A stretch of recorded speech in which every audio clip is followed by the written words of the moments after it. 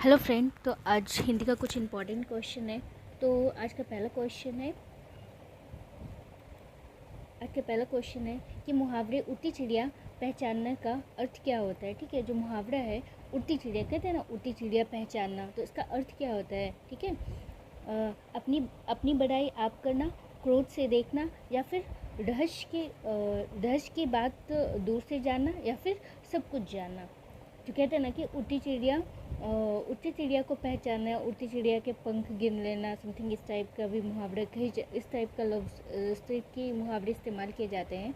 ठीक है, तो यहाँ पे जो उड़ती चिड़िया पहचानने का जो अर्थ हो जाएगा, इसका जो मुहावरे का जो मीनिंग हो जाएगा वो हो जाएगा रहस्य की बातें दूर से जानना। क्या हो जाएगा? रहस्य की बातें दूर से जानना, यानी कि जो छिपी हुई बातें होती है उसे जान लेना होता है। ठीक है, नाउ द नेक्स्ट क्वेश्चन, स्वर संधि के कितने भेद होते हैं। तो बिल्कुल बच्चे टाइप क्वेश्चन हो गए, सबको पता होगा आई थिंक। तो स्वर संधि में कितने भेद होते हैं। तो स्वर संधि में 5 भेद होते हैं। कितने भेद होते हैं? 5 भेद होते हैं। ठीक है, नाउ द नेक्स्ट क्वेश्चन, अथैव। अक्सर ये सवाल जो होता है, अक्सर ये जो संधि होता है, संधि में अथैव सब पूछा जाता है। तो जो इसमें जो आपको बताना है कि जो अथैव है, क्या है? अथैव। इसमें कौन सा संधि लगा हुआ है। ठीक है, इसका जो है ना आपको संधि विच्छेद करना है। तो अथैव का आपका संधि भी पूछ सकता है, संधि विच्छेद भी पूछ सकता है। तो आपको ना फिलहाल इस सवाल में आपको बताना है कि अथैव का जो सही संधि विच्छेद क्या है। ठीक है, अथेधन एव, तथाधन एव, या फिर अथाधन ईव, या इनमें से कोई नहीं, यानी कि इनमें से कोई नहीं, नन ऑफ दिस। तो तथैव का जो संधि विच्छेद होगा वो क्या हो जाएगा? तथाधन ईव। क्या हो जाएगा? तथाधन ईव। Okay, now the next question, वर्णों के समूह को क्या कहते हैं। ठीक है, जो वर्ण है उसका जो समूह क्या कहलाता है। वर्णों के समूह क्या कहलाता है। तो वर्णों का समूह क्या कहलाता है? वर्णमाला कहलाता है। वर्णों का समूह क्या कहलाता है? वर्णमाला कहलाता है। नाउ द नेक्स्ट क्वेश्चन, तो नेक्स्ट क्वेश्चन आपका कह रहा है कि आंखों पर चढ़ना मुहावरे का सही अर्थ क्या होता है। आंखों पर चढ़ना मुहावरे का सही अर्थ क्या होता है? सरेआम धोखा देना, पसंद आ जाना, बेशर्म होना। तो आपका तो बेशर्म होने ऐसे ही कर गया, अब बच गया क्या? 2, सरेआम धोखा देना या फिर पसंद आ जाना। तो सरेआम धोखा देना होता है क्या आंखों पर चढ़ने का मतलब? आप खुद ही सोचिए। नहीं, तो इसका जो सही ऑप्शन हो जाएगा क्या हो जाएगा? पसंद आ जाना। ठीक है, तो आंखों पर चढ़ना मुहावरे का सही अर्थ क्या हो जाएगा? पसंद आ जाना। नाउ द नेक्स्ट क्वेश्चन,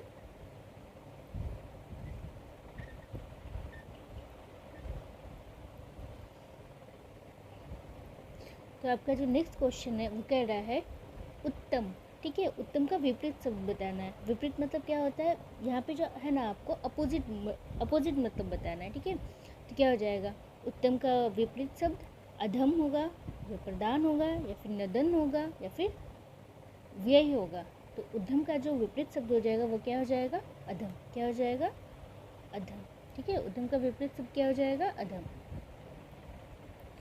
इसमें आपको असुर का पारिवाची शब्द बताना है। क्या बताना है? असुर का पारिवाची शब्द। तो असुर का पारिवाची शब्द क्या होगा? निशाचर, राक्षस, रात्रिचर, या फिर सभी।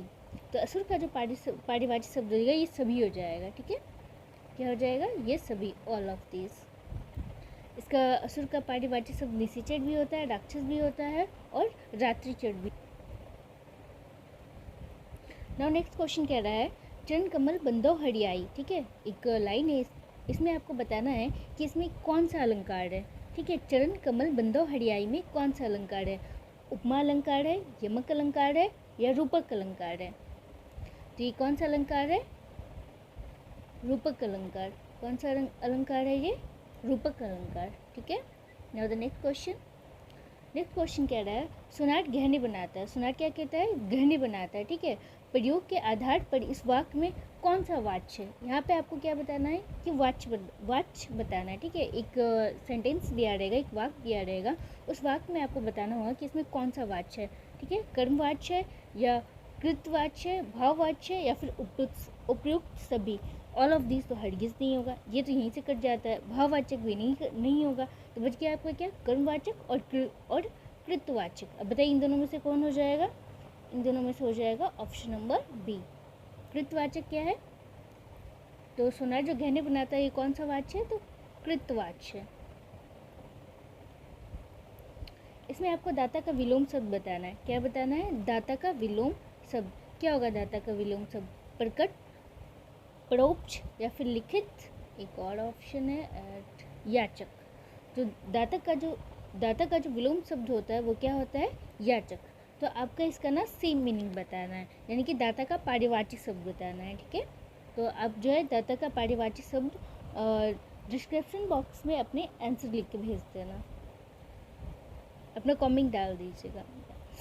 तो नाउ द नेक्स्ट क्वेश्चन, अंकुश का पारिवाचिक शब्द क्या होता है, नतीजा, नियंत्रण, आश्वासन, अवसान या फिर लुप्त। अंकुश का जो पारिवाचिक शब्द होता है वो क्या होता है, नियंत्रण, ठीक है। क्या होता है, नियंत्रण।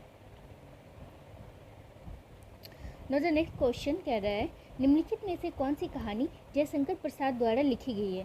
तो इसमें ना आपको बताना है कि जयशंकर प्रसाद द्वारा कौन सी कहानी लिखी गई है, आकाशदीप, इंद्रजाल, आंधी या फिर सभी।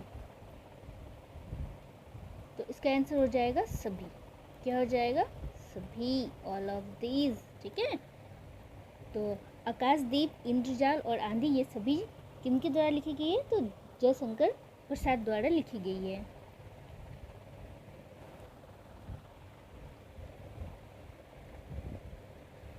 कह रहा है, प्रभुजी तुम चंदन हम पानी, जाकी अंग अंग बास समानी।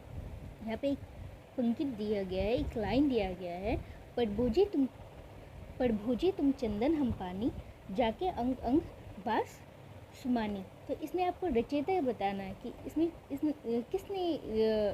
इसमें कौन है, रदौस है या मलूक दास है, गुरु नानक है या फिर कबीर दास है। इसके जो रचयिता है ना, ये कौन है, रदौस है। कौन है, रदौस।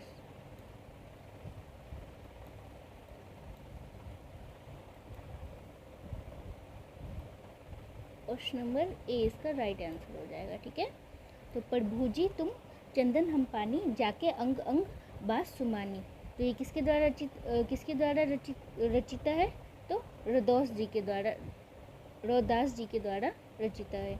तो नूतन का, इसमें नेक्स्ट क्वेश्चन कह रहा है कि नूतन का विपरीत शब्द क्या होगा। तो नूतन का विपरीत शब्द क्या हो जाएगा, पुरातन। ये तो बहुत सिंपल सा क्वेश्चन था, आई थिंक सबको आता होगा कि नूतन का विलोम शब्द क्या हो जाएगा, तो पुरातन हो जाएगा। नाउ द नेक्स्ट क्वेश्चन, इसमें आपको बताना है कि अंबुज का पारिवाचिक शब्द क्या है, मेघ, विरल, दरिद्र या फिर कमल। तो अंबुज का जो पारिवाचिक शब्द हो जाएगा वो हो जाएगा कमल। क्या हो जाएगा, कमल। अंबुज का पारिवाचिक शब्द क्या है, अंबुज का पारिवाचिक शब्द कमल है, ठीक है। तो अंबुज का जो विपरीत शब्द आपको कमेंट बॉक्स में बताना है, ठीक है। नाउ द नेक्स्ट क्वेश्चन कह रहा है कि खून ठंडा होना मुहावरे का आशय क्या है। इसका मतलब, इस मुहावरे का ना मतलब आपको बताना है, ठीक है। ये खून ठंडा होना क्या होगा, काम बिगाड़ना, भयभीत होना, असंभव बातें करना या बहुत बातें करके परेशान करना। तो इसका राइट आंसर क्या हो जाएगा, भयभीत होना। क्या हो जाएगा, भयभीत होना। और द नेक्स्ट क्वेश्चन है, बाजार शब्द से किस संज्ञा का बोध होता है, ठीक है। इसमें आपको बताना है कि बाजार जो एक शब्द है उससे किस संज्ञा का बोध होता है, समूहवाचक का, व्यक्तिवाचक, जातिवाचक या फिर भाववाचक। तो ये जो बाजार शब्द है इससे ये किस संज्ञा का बोध करवाता है, तो ये करवाता है जातिवाचक का। किसका करवाता है, जातिवाचक का, ठीक है। नाउ द नेक्स्ट क्वेश्चन, इसमें आपको विलोम शब्द बताना है। किसका विलोम शब्द बताना है, तो स्वास्थ्य का। स्वास्थ्य का विलोम शब्द क्या होता है, भक्षक, अभिशाप, ठीक है, अभिशाप, अपयश या फिर रोगन। तो इसका क्या आ जाएगा राइट आंसर, रोगन। नाउ द नेक्स्ट क्वेश्चन कह रहा है, रश्मि का पारिवाचिक शब्द क्या होगा। तो रश्मि का पारिवाचिक शब्द क्या होगा, किरण, घमंडी, अंशुमान या फिर स्थिर। तो रश्मि का जो पारिवाचिक शब्द है वो क्या हो जाएगा, किरण। क्या हो जाएगा, किरण। ठीक है। The next question, Ajatashatru. इसमें आपको बताना है कि अजातशत्रु किस समास को दर्शाता है। अजातशत्रु जो है वो किस समास को दर्शाता है, द्वंद्व समास को, बहुव्रीहि समास को, कर्मधारय समास को, या फिर तत्पुरुष समास को। तो ये जो अजातशत्रु है वो बहुव्रीहि समास को दर्शाता है। किस समास को दर्शाता है, बहुव्रीहि समास को दर्शाता है। नाउ द नेक्स्ट क्वेश्चन, इसमें पूछ रहा है आपको अतुर। अतुर का विलोम शब्द क्या होगा। पहले तो आपको अतुर का मीनिंग आना चाहिए, ठीक है ना। अगर आपको अतुर का मतलब पता हो कि इसका मतलब क्या होता है तो आप विलोम शब्द आसानी से निकाल लोगे। किसी को पता है तो बताइए ज़रूर। हाँ, तो अतुर का मतलब क्या हो जाता है, चंचल। क्या हो जाता है, चंचल। तो इसका विलोम शब्द क्या हो जाएगा, आप खुद ही सोच लीजिए। तो क्या हो जाएगा, शांत। तो अतुर का विलोम शब्द क्या हो जाएगा, शांत। Option number B. तो नेक्स्ट क्वेश्चन आपसे कह रहा है कि पुल्लिंग बताना। क्या बताना है, पुल्लिंग। तो इसमें क्या है, इसमें कौन सा शब्द है, कौन सा ऐसा शब्द है जो क्या है, पुल्लिंग है। शिक्षा, शिष्य, पाठशाला, या फिर शिक्षक। देखिए, ये जो शिक्षा है, शिष्य है, और ये जो पाठशाला है, ये तीनों क्या है, स्त्रीलिंग है। ये तीनों क्या है, स्त्रीलिंग। शिक्षा, शिष्य और पाठशाला, ये तीनों क्या है, ये तीनों स्त्रीलिंग है। ठीक है।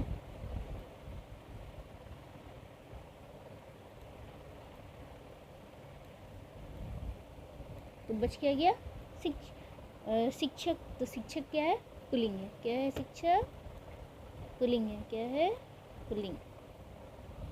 ठीक है। नाउ द नेक्स्ट क्वेश्चन है आपका कि कोमलता। ठीक है, कोमलता कौन सी संज्ञा है। ठीक है, कोमलता कौन सी संज्ञा है। मुझे लगता है बहुत ही आसान क्वेश्चन है। थोड़ा सा आप सोचोगे ना तो बता दोगे कि इसका राइट आंसर क्या होगा। तो कोमलता क्या है, कोमलता एक भाववाचक संज्ञा है। कौन सी संज्ञा है, कोमलता एक भाववाचक संज्ञा है। ठीक है। द नेक्स्ट क्वेश्चन, इसमें आपको बताना है अनुज का पारिवाचिक शब्द क्या है। कनिष्ठ,